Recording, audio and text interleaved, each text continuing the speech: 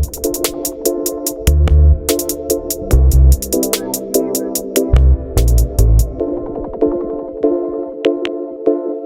right, welcome to Fanatics Football, the football segment of the Fantasy Fanatics Podcast. I'm your host once again, James, and I'm joined once again by Nate. What's up, man? So All right, in today's episode, we'll just be talking about some of the news around the NFL in terms of free agency. I know there's been a lot of cuts, but we'll mostly talk about some of the bigger signings that have gone around the league. And then we'll also talk about our 2021 wide receiver rankings. We'll be just reviewing our personal top 12 rankings, just an early outlook at what the wide receiver landscape might be in terms of fantasy for this coming football season. So let's just hop right into it. Just taking a look at some of the signings, we'll go over some of the major ones. First off, Dak Prescott signing a huge 4-year, 160 million extension with the Dallas Cowboys. Most people say that this contract is well deserved for the way he's played the last few seasons. Um, I know 126 million of that is guaranteed money, and it really looks like Dallas wants to keep him around for the foreseeable future. What do you think about this contract? this is like NBA level contract right here. Yeah, I know it's a huge deal. I mean, it looks like even Jerry Jones is putting faith in him even after his tough injury this past season, and it just really looks like that the Cowboys sort of have the direction they want to go in the future. Yeah, I think Dak Prescott is a talented quarterback, and he's under 30, which is a really good sign. So he can potentially be playing for the Cowboys for a very long time. So that's another good thing as well.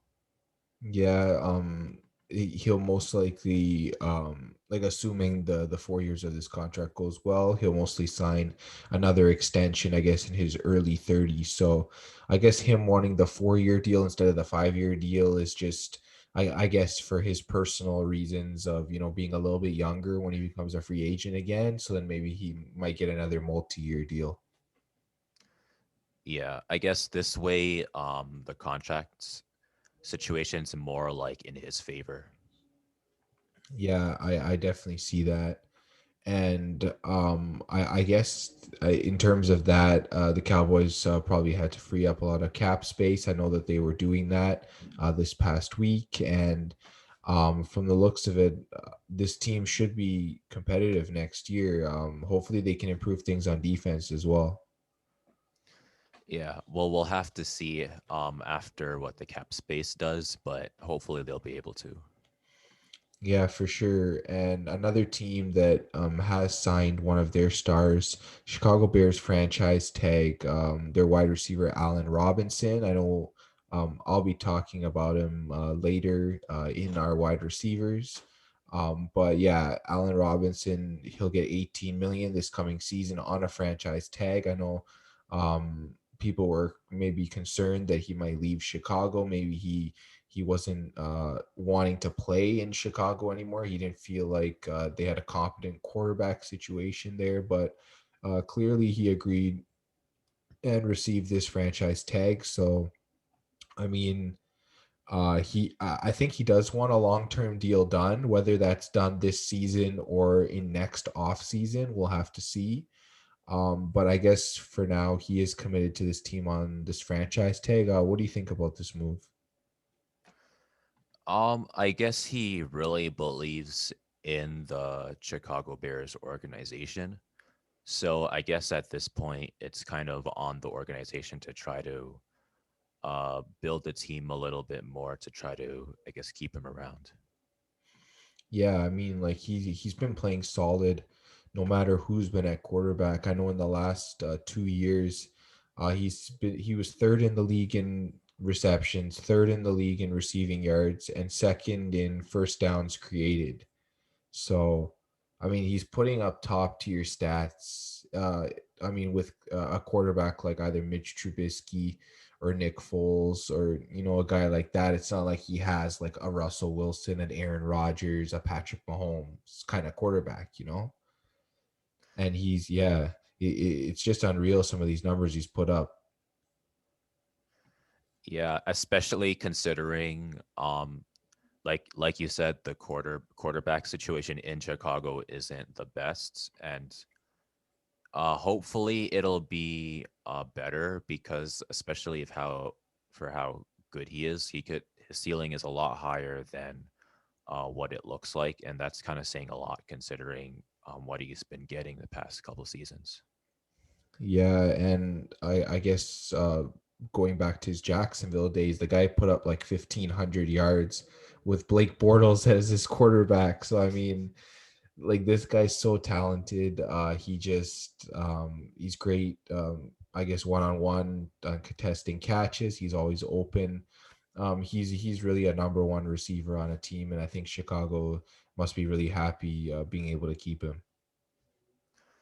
Yeah, it'd be really depressing to see your best wide receiver leave, and then you're gonna be wondering, will we make the playoffs this season? What's gonna happen? Are we gonna have to rebuild or something?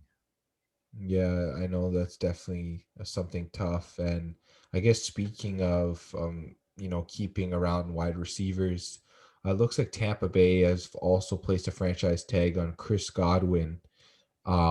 I know Godwin was one of the main receivers on this team this year. I know he definitely wanted to stay around after the Super Bowl win, and I mean, I guess they get it done. The franchise tags around $15.8 million.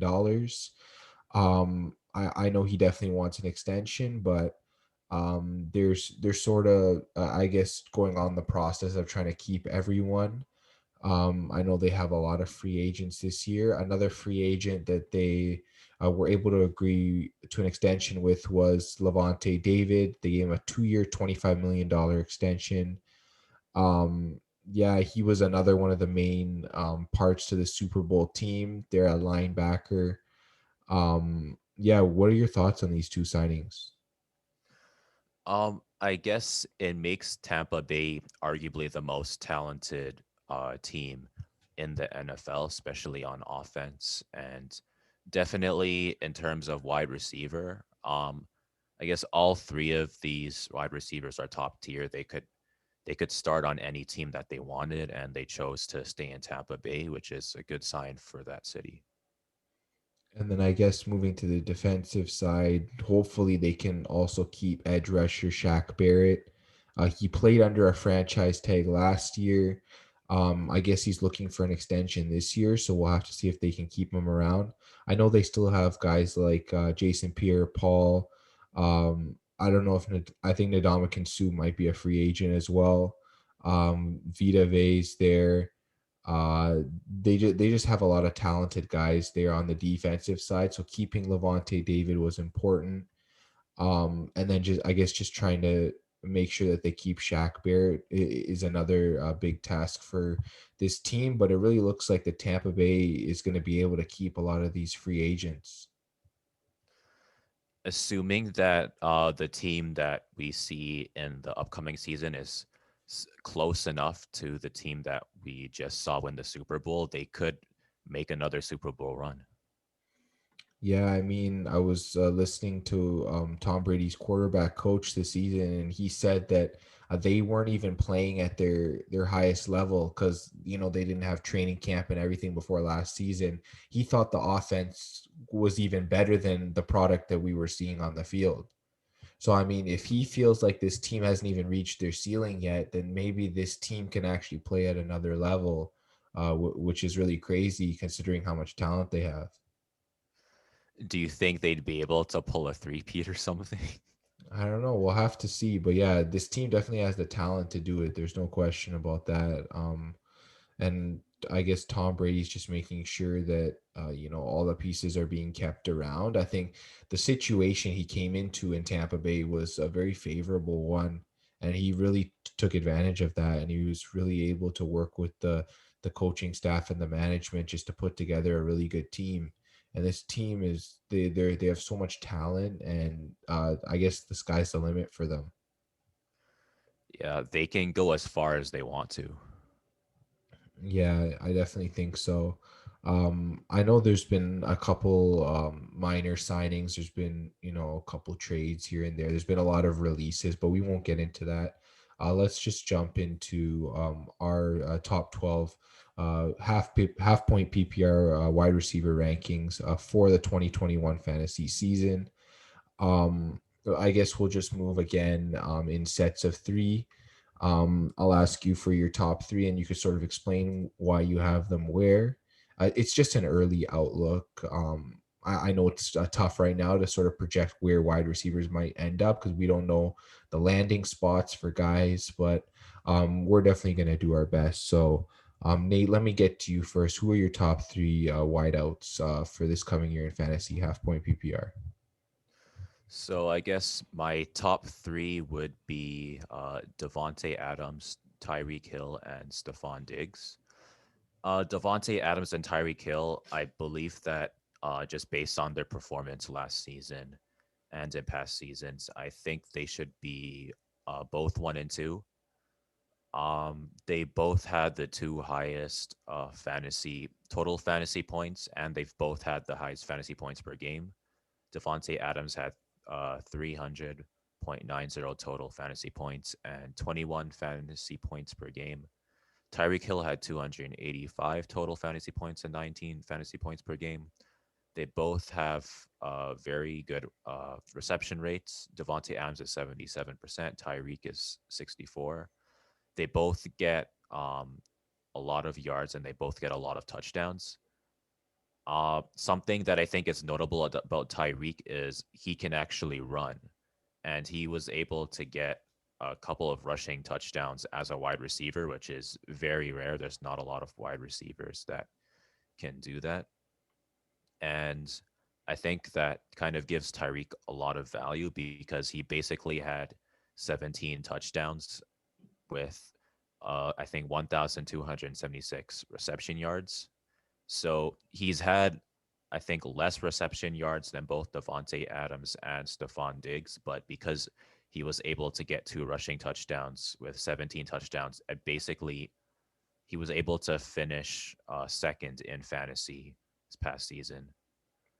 I think Devonte Adams, he could possibly be a two, depending on, I guess, the free agency situation.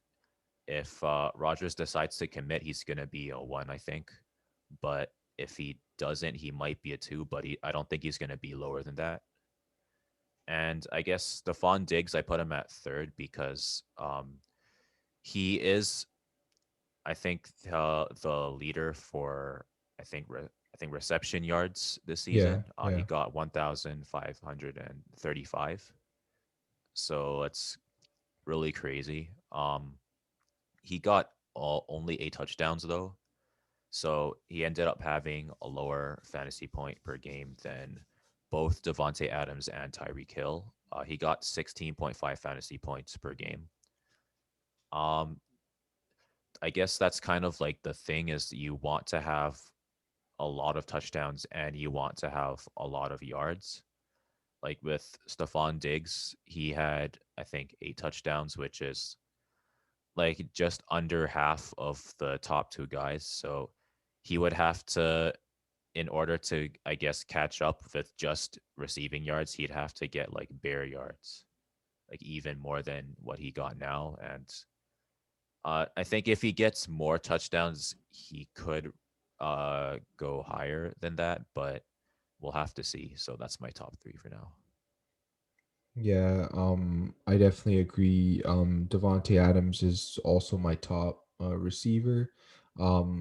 He just finished short of the receiving yard lead to Stephon Diggs, but he did play, I believe, two and a half less games. It might have even been three less games. So, I just assume in those 3 games he definitely would have been closer to 2,000 yards. I mean, Adams had the best season for a wide receiver. I think Aaron Rodgers looking like he is in Green Bay for the foreseeable future. It looks like Adams is just going into next year as the top wide receiver, assuming that he's healthy, of course. And you were talking about Tyreek Hill. I have him at number two, just because I know Kansas City they freed up a lot of their receiving room.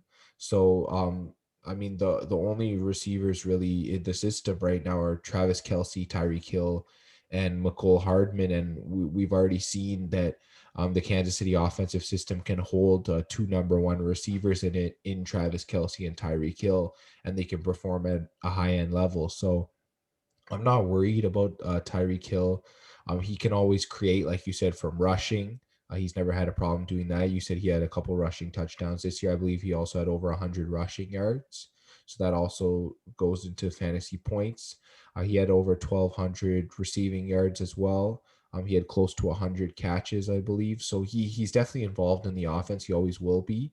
That shouldn't be a concern. I know he's very boomer bust, but his bust is not too bad. He doesn't usually drop below 10 half point PPR points per game in fantasy.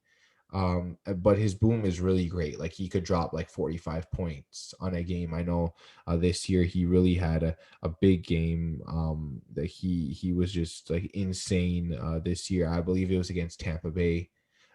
He dropped like what 200 or 300 yards and like three touchdowns or something crazy like that.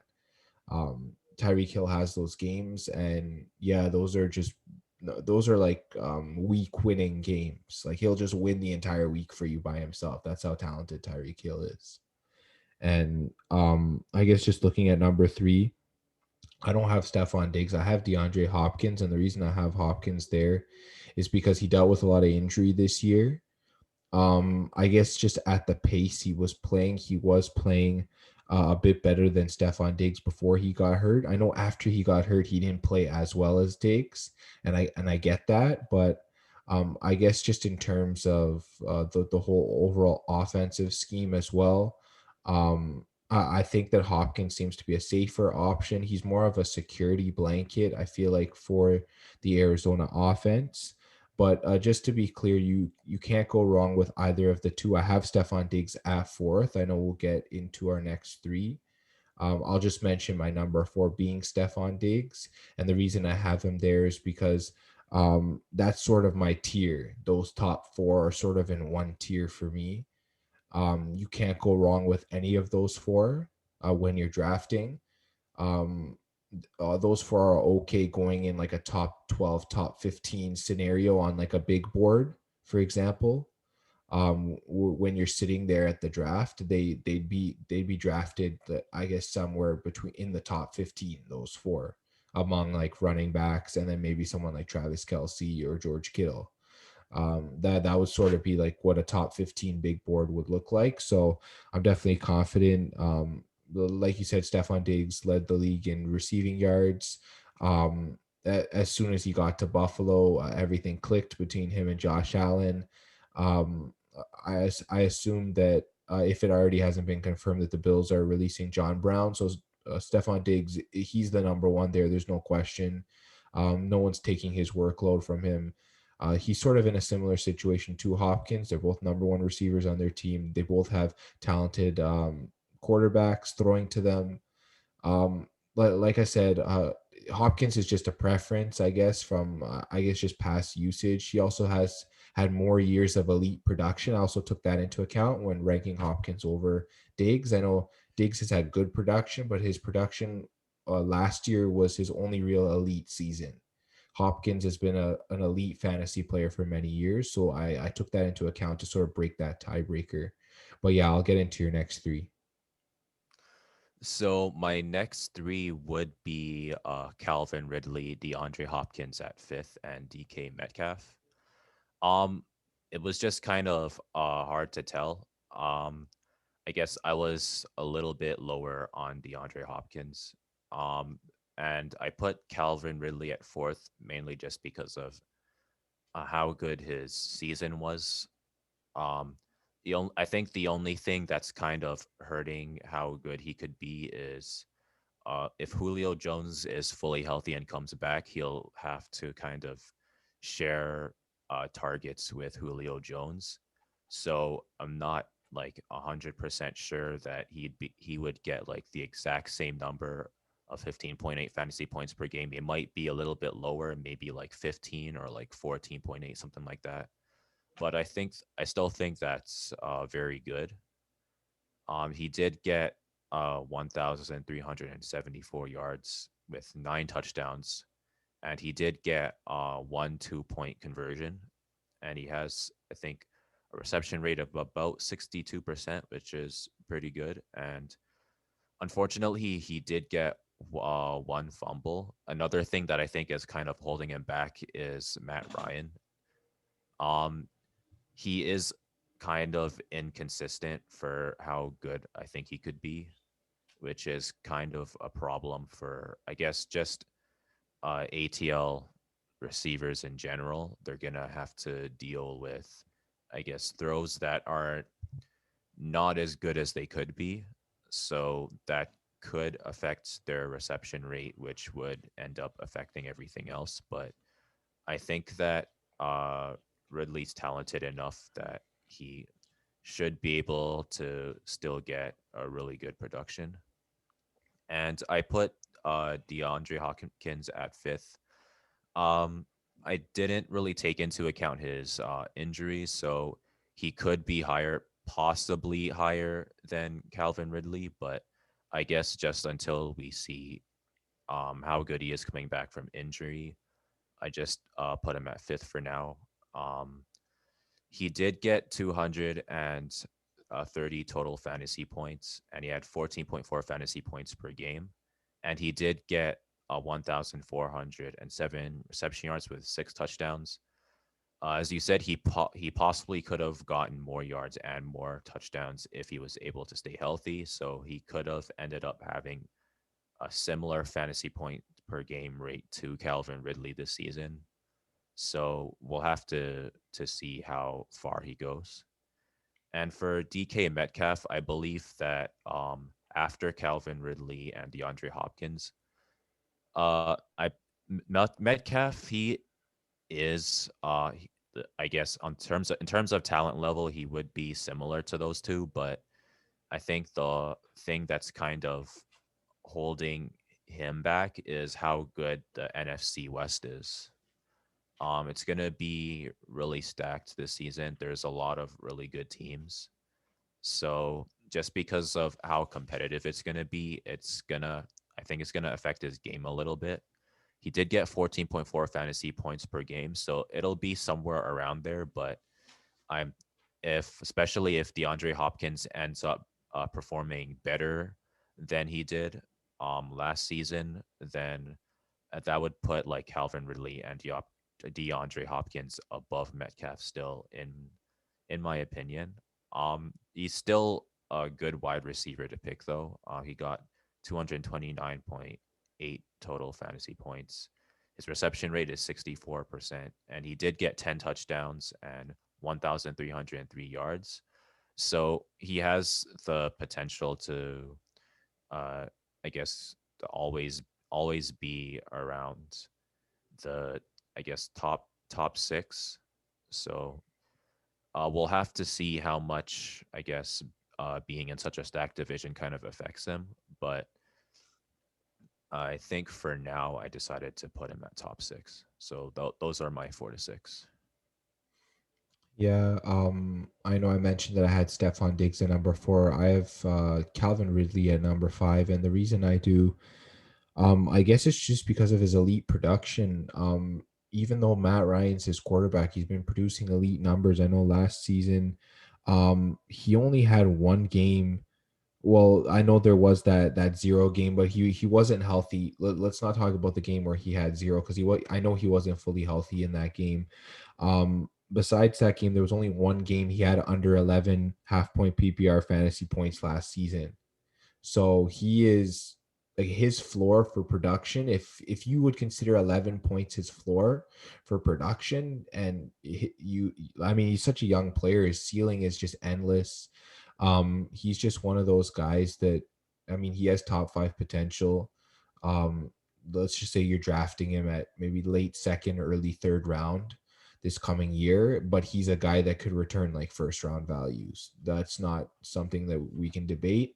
This is just assuming that Atlanta is going to be a pass heavy offense again, like they have been for the past few seasons. That's sort of like what I'm projecting. Calvin Ridley would end up fifth. He's like the beginning of my sort of second tier. And then the in sixth, I also have DK Metcalf. The reason I have him there is just because I think over the other guys underneath him, he has a lot of potential. He's very young. I know, like you said, he didn't put up some of the averages that guys like Calvin Ridley and DeAndre Hopkins and those guys have, but I think also like assuming Russell Wilson is back in Seattle for next season, just assuming a lot of the situation is the same for DK Metcalf, I believe that he can definitely put up that top 10 level production. So I have him at sixth. He's definitely a guy that can move into the top five, I guess, just depending, on the situation, on how he plays. I know there were a couple games where either Jalen Ramsey locked him up or he just didn't have a good game overall. If he can sort of overcome some of those setbacks in the way he plays the game, I think that Metcalf can sort of be a solid return for you in fantasy. Before I ask you for your next three, I just want to add that my seventh guy is AJ Brown, and he's sort of that last guy of my second tier of receivers. The reason I have AJ Brown there at seventh, his production was just so solid last season. Um, and then just looking sort of at what Tennessee does with their offense, he really only seems to be like the main pass catcher there right now. They haven't signed Corey Davis back yet. They just really haven't brought anyone else. I believe they released Adam Humphries as well. So they don't have a lot of receivers there. I mean, this guy he was putting up. I believe he had one, two, three, four games over 20 fantasy points. And then I believe he only had like three or four games under 10 fantasy points. One of those games he wasn't fully healthy. So if you take that game out, he was just so solid overall this season. AJ Brown has so much talent. He played in college with a guy like DK Metcalf. They've trained together. They have similar builds. Um, I just feel like AJ Brown. I feel like seven is just like his floor almost. I feel like that, like just by watching him, I feel like that if Tennessee really wants to make this guy a top five receiver, they could do it. Especially like Ryan Tannehill's played really well since getting to Tennessee. He can definitely make AJ Brown that top level receiver, and I feel like just in my opinion, that AJ Brown is sort of safer than a lot of the guys I have underneath him. So if you're really looking for a safe option at wide receiver, you can't really go wrong with AJ Brown, in my opinion. But I'll give you the chance to talk about your next three. Sure. So I guess 7, 8, 9 are Michael Thomas, AJ Brown, and Justin Jefferson. I put Michael Thomas higher mainly because of his upside. He only played 7 games in 2020. I believe he did have an injury. So I did look at mostly his 2019 stats because I thought that would be a little bit more accurate of what he could do. And he did get 300 fantasy points and 18.8 fantasy points per game with an 80% reception rate. And he did get 1,725 yards in 2019 with 9 touchdowns. So that would have put him, I guess, I believe third this season if he ended up getting these kind of numbers. Um, I don't think he's going to get 18.8 fantasy points a game again. Um, Main reason I believe Drew Brees is retiring, so they're probably gonna replace him with somebody else. And Drew Brees was the best quarterback on that team, arguably one of the best quarterbacks in the league when he played. So it's gonna be hard to get that production when you're not playing with like one of the best quarterbacks in the league. But he should still be elite. Um, Assuming that I guess Jameis Winston ends up becoming the starting quarterback, somebody like him ends up being the starting quarterback for New Orleans. His Winston is decent, but he's again as like similar to Matt Ryan. He's kind of inconsistent. He throws a lot of incomplete throws. He does throw a lot of picks as well. So that's gonna, I think, affect a lot of wide receivers in New Orleans, and it'll probably affect Michael Thomas as well. So that's probably gonna, I guess, limit Michael Thomas's production. I don't think he'd be above anybody in the top six, but I think in terms of upside, he could have a higher upside than AJ Brown, depending on, I guess, just on how good he is after he comes back, and kind of just how good Winston can be, and kind of how consistent Winston will be able to throw. And I guess for AJ Brown, just like you said, the focal point of Tennessee is Derrick Henry, and he still got 15.2 fantasy points per game, and he only played 14 games. He got 11 touchdowns and 1,073 yards, and he got one return touchdown, and he got 66% for his reception rate. He did get one fumble, but I think just based on his production, 15.2 fantasy points per game was higher than a lot of the people in top six. But again, he's just outside of the top six. I think, uh, I guess, Derrick Henry being the focal point of the offense for Tennessee, because Tennessee is a run heavy offense, that's probably going to, I guess, cap his upside a bit. But um, I I think just like you said, he is a consistent wide receiver. If you pick him, he's not going to have a lot of bad nights. I think that's something that can be said about AJ Brown. And I think for Justin Jefferson, he is another a really good wide receiver. Got 1,400 yards, 7 touchdowns. He had 2 2-point conversions, and he had a 70% reception rate. So again, those are very good numbers. He's a very consistent catcher. Um, I think Dalvin Cook being the focal point of Minnesota is probably going to cap his upside as well. In terms of talent, he's very talented. He could go higher than ninth in terms of talent, but we'll have to, I guess, kind of see how that kind of plays out, especially with Dalvin Cook is still going to be in Minnesota.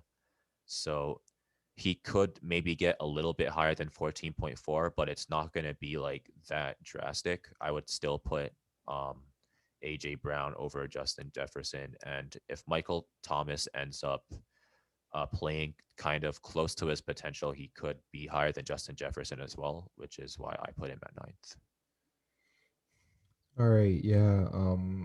I guess just looking, I told you AJ Brown was my seventh. I have Michael Thomas at eighth, and the reason I have him at eight is, like you said, we don't know the quarterback situation in New Orleans. We don't know whether it's going to be Taysom Hill, whether it's going to be Jameis Winston, or whether they might sign another quarterback, maybe a guy like Alex Smith, or whether they might draft someone like maybe like Mac Jones, someone like that. So we really just don't know who the quarterback of this team is going to be. We don't know how much they're going to target Michael Thomas. I know we talked about the whole concern with Alvin Kamara. That concern is real with a guy like Michael Thomas also.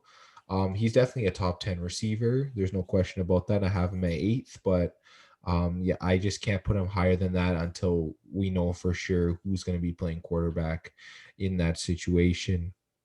I guess moving to number nine, I have Allen Robinson at number nine. This is coming after him receiving the franchise tag from the Chicago Bears. And like we talked about, for the past 2 years, he's been second in receptions, third in receiving yards over the past 2 years, second in first downs gotten, and he's just been unstoppable ever since he's gone to Chicago. I mean, even back in Jacksonville, we talked about him just being dominant. Allen Robinson is a dominant player. I just feel like he's a safer option than the other guys I have for my last three in the top 12. I feel like that if you draft Allen Robinson, he's going to get the targets. I mean, if he's getting the second most catches in the last 2 years, I mean, this is the guy, right? So I mean, he catches are important. It's half point PPR. You're getting half a point per catch. He's getting the receiving yards. He's just a solid overall receiver, and it also you don't need to worry about who the quarterback is because he does it with any quarterback. That's another thing with Michael Thomas. We don't know. The only reason I have Thomas above him is just like you talked about the upside with previous seasons. But if you're looking for a safer player, Allen Robinson is definitely a safer player than Michael Thomas, in my opinion. So, like we said, we know he can do. He can get production with any quarterback uh, there in Chicago, and even if they come back with Mitch Trubisky again this season, I'm confident that he's going to be a top 10 receiver in my eyes. But yeah, let me get to you for your last three. So for my last three, I put Julio Jones, Keenan Allen, and Mike Evans. Julio Jones, he same with Michael Thomas. He only played 9 games. He was on pace to get 13.4 fantasy points per game in 2020. In 2019, I believe he had 15 fantasy points per game. He had 1,394 yards with 6 touchdowns. He I will probably get something close to 15 points per game, maybe a little bit lower. He will be splitting targets with Calvin Ridley, and Matt Ryan is, like I said, he's kind of inconsistent, so it kind of affects how good Julio Jones can play. But Julio Jones has made it to the Super Bowl with Matt Ryan as a quarterback, so I think he can still get really good production. It's just kind of we have to kind of see how good he can be after he comes back with the injury. Uh, Keenan Allen, he's 11th. He mainly because he got 13.9 fantasy points per game. His reception rate was 68%, which is I think pretty good. He did also get 8 touchdowns and 992 reception yards, and he got a 1 2 point conversion. He did get 2 fumbles, so basically based on that, he's just outside the top 10. Um, his reception yards are a little bit too low. He would probably have to get more touchdowns to kind of make up for that. Um, I think that he's if Justin Herbert, he could get kind of something a little bit higher, maybe something in the 14 range, but we'll have to see how good Keenan Allen can be. Um, I put Mike Evans at 12th, but I think you could put him higher than Keenan Allen. He's I get hit. I think he got 13.4 fantasy points per game, and he got I think 1,006 yards. He is playing with Tom Brady, so his numbers are going to be pretty consistent. I think it's going to be something close to 13.4. He might end up jumping higher, especially based on what the coach said. They didn't even play their best football, so he could make a jump, and he does have a higher upside than Keenan Allen. So you could put him ahead of Keenan Allen. The only thing I think that might be kind of holding him back is he's going to be sharing targets with other elite players. Like there's just so many good catchers on Tampa Bay that it's going to be, I guess, hard to see how how high he goes. But in terms of talent, he's very talented. I think he's more talented than Keenan Allen, but again, we'll have to kind of see how far he goes. I decided to kind of add a sleeper pick. I guess I put Odell. He's I can't put him on the top 12 as of right now, mostly because there's just too many questions about his free agency. He did seem committed to Cleveland, but even assuming that he stays in Cleveland, we don't know if he's 100% healthy. He didn't have a chance to kind of adjust to Stefanski's system, so we don't know how well he'll do with Stefanski's system. With Freddie Kitchens' system, Odell was kind of throwing Mayfield off. Um, Baker Mayfield felt like he had to kind of force throws to Odell, and that kind of hurt both of their production. Stefanski should be better at using Odell because he's a better coach than Freddie Kitchens. The Browns are very run heavy as well. They have Nick Chubb and Kareem Hunt, and that's kind of I guess one of the focal points of the Browns offense. They like to run the football a lot, so that's also I think gonna cap Odell's upside. And there's a lot of wide receivers that I think had more synergy with Baker Mayfield. For example, Jarvis Landry, he's also very good. So it's going to be hard to see how good Odell will be. In terms of talent, he's top 12, but just his fit with the team, we're just going to have to see. Yeah, for sure. And I guess just looking sort of at my last three, and then sort of I can just talk to you about yours. I have Keenan Allen at 10th.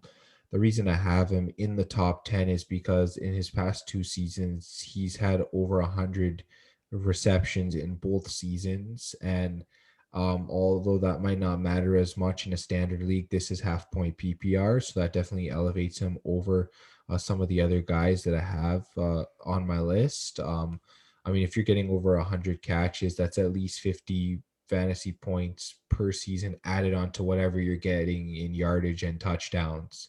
So he's definitely Justin Herbert's number one target. I know Hunter Henry's leaving in free agency, so Keenan Allen is the main guy there. He's just going to be garnering all of the targets up the middle. He's just a solid player as well. I guess everything is sort of falling into place for him to be a top 10 receiver.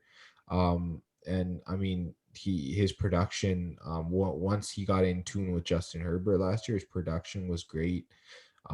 He was just so consistent, and I think that's definitely what you want from a top 10 receiver. So I have Keenan Allen at number 10. Um, Number 11 and 12, I couldn't decide between the two. They're pretty close in my book. So I have Julio Jones at number 11, and I have Justin Jefferson at number 12. And the reason why I think that they're so close is because we didn't see Julio Jones's full potential last year with him being injured. And when he was in the lineup, it just changed the entire dynamic of the Atlanta Falcons offense.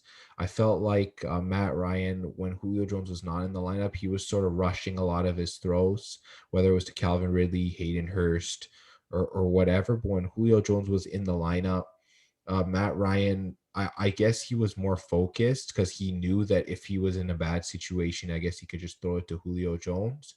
So I guess maybe it made him relax a little bit more from what I noticed. The offense seemed more efficient when Julio was in the lineup. So he's definitely also one of those players that if he's fully healthy, he has top five potential. That's the only reason I have him over Justin Jefferson, because I feel like Jefferson, he took that step in his rookie year. Sometimes people bounce back in their sophomore years. That's one thing that I've noticed. You know, some of them will take the next step, like a DK Metcalf did last year. But sometimes, you know, if a guy has an amazing rookie year like Justin Jefferson did, he might take a step back. So I think we want to temper the expectations on him. We don't want to go all in case something like that does happen. Julio Jones is more proven. Julio Jones, like I said, has that top five upside. And he's just in a pass heavy offense as well. That's one thing I can't say about Justin Jefferson in the Viking system. They're not as pass heavy. So if Thielen starts soaking up a lot of targets, Justin Jefferson, you know, might, uh, I mean, he won't fall outside the top 12, I don't think, but he might not ascend to that top five, top eight area where I know some people have been wanting to take Justin Jefferson. So I think just temper your expectations with both of these players, as Julio has not been as healthy last year. So definitely, both of them, they could be in the top 10, but they're not because of both, I guess, injury questions. For Jefferson, I guess scheme and sophomore questions. But I guess just one question for you.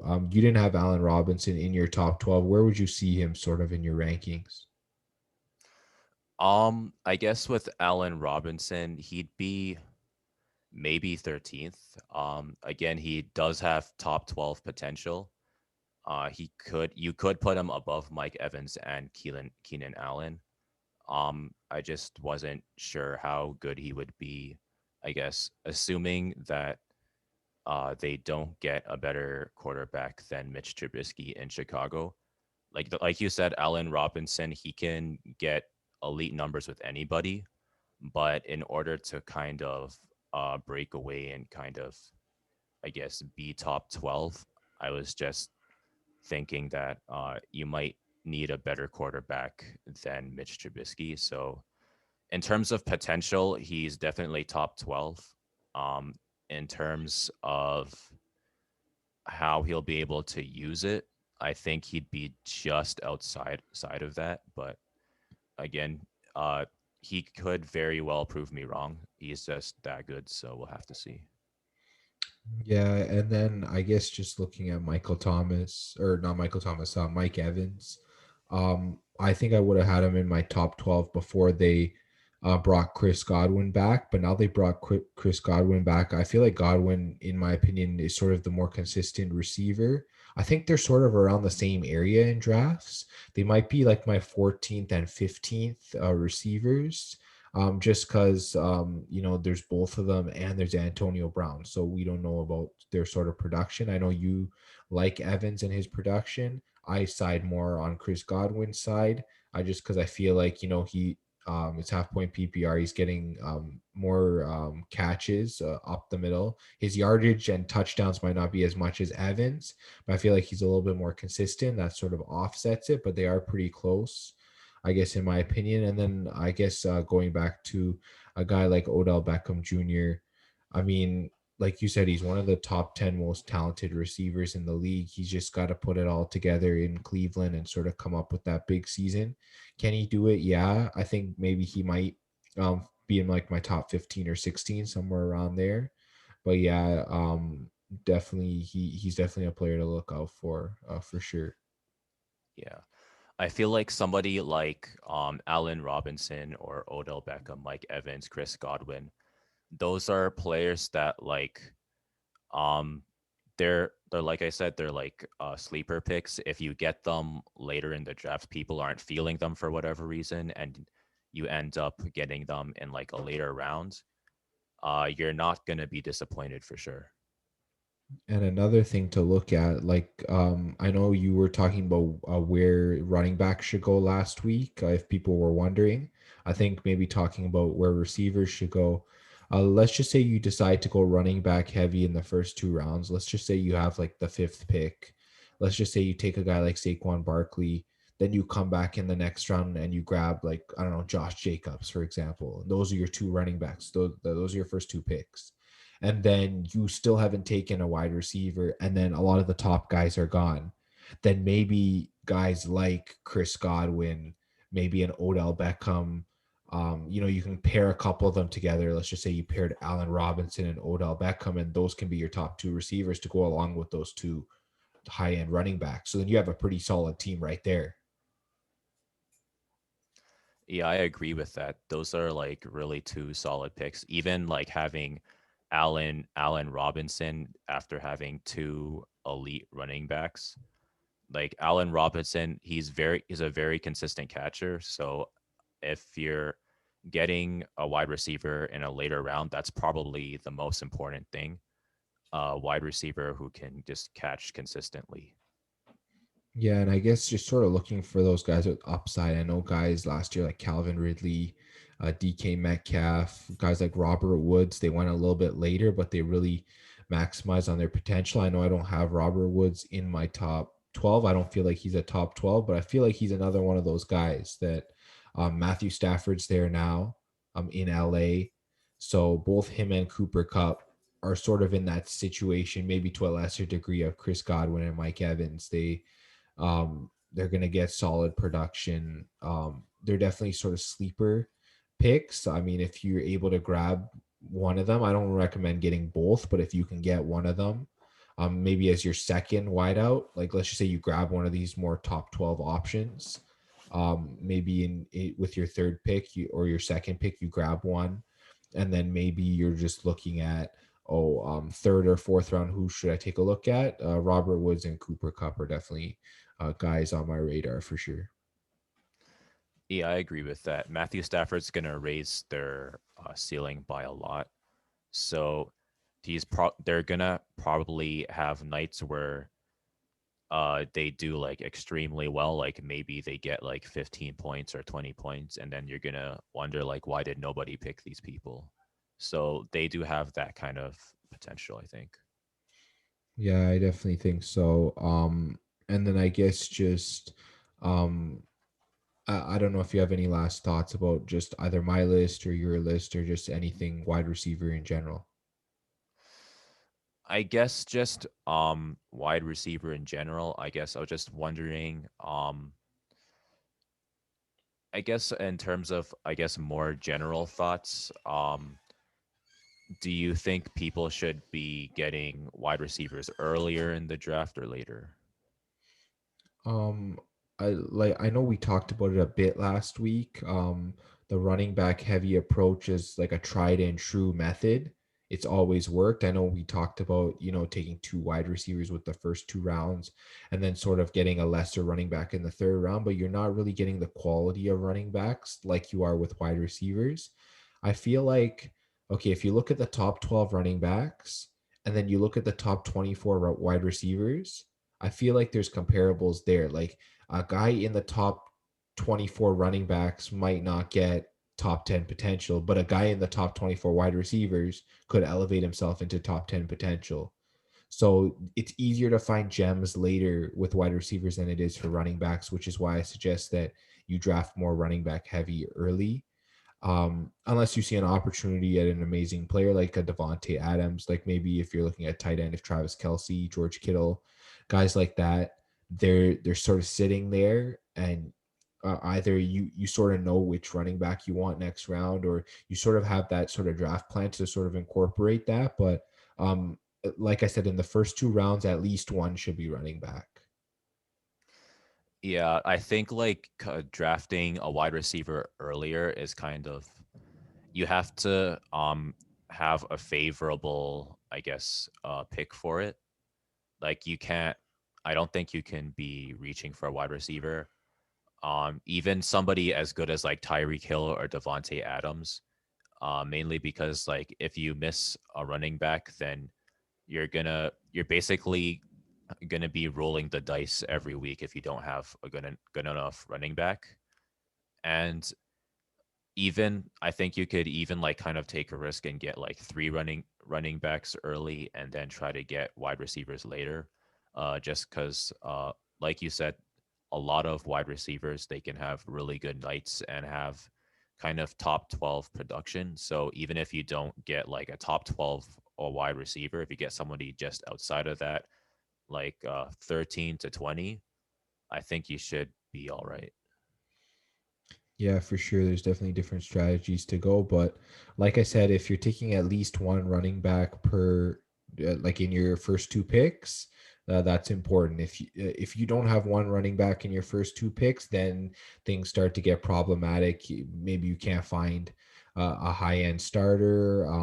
There's just different issues that you run into. You're relying on the waiver every week, which isn't stable, because you might not have waiver priority depending on how your league works.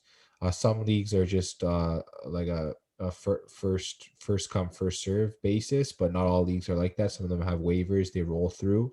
So yeah, it's not reliable in my opinion. But like if you really love a wide receiver and you want to take them, make sure you follow with your next pick taking a running back just to sort of offset that. You should be okay like that. And then also, like I said, two running backs should be good strategy as well. Yeah. I guess like some people might want to be a little bit more unorthodox. Maybe they kind of see some kind of wide receiver situation really working out. So maybe they'll draft a wide receiver a little bit earlier. But like even especially I guess like a lot of people are going to be taking running backs early because again it works. Hmm. So I guess maybe if you feel like you might not have a chance at getting, for example, maybe like a top three running back, maybe you can get a wide receiver earlier or like a tight end earlier, and then try to get uh, a running back kind of a little bit later, maybe with your second or third pick. Yeah, I guess it just depends on where you're picking, for sure. Different strategies change just depending where you're from where you're drafting on the board. So I guess just mock drafts are important. If you're really not sure about what you want to do, maybe go into a mock draft. I know Yahoo is always running mock drafts near the start of the season. You can just hop into one. You can sort of place yourself in the same place that you'd be drafting from in your regular league, and then just sort of draft a team from there. See, where players are going, that kind of thing. Yeah. I guess like another thing people can look at, especially if they've been in leagues for a few times, is kind of just look at like kind of your old teams and how did they do compared to the rest of the teams in your league, and like see which was your strongest point, which was your weakest point as well. And then maybe say like, okay, this this year and last year I was kind of weak in this area, so maybe I'll try to get another tight end or something. For example, a lot of people were having trouble with tight ends, so maybe this year you might want to get Travis Kelsey instead of like a wide receiver, mainly because Travis Kelsey does get like a lot of yards, so maybe you can get somebody like him earlier in the drafts. And or maybe you didn't get enough running backs, so one of your running backs got injured, and then you were having to look at the waiver every week just to see who was there. So maybe you might end up drafting an extra running back. Maybe you just like running backs in general, so you'll have an extra running back in the flex or something like that. So I guess that's kind of like another thing people can do. Yeah, for sure. All right, that's the end of this Fanatics football episode. We'll be back either Friday or Saturday with an Everything NHL episode as well. We'll be back next week with another Fanatics football episode. Thanks again, Nate, and we'll talk to you guys again on the next episode.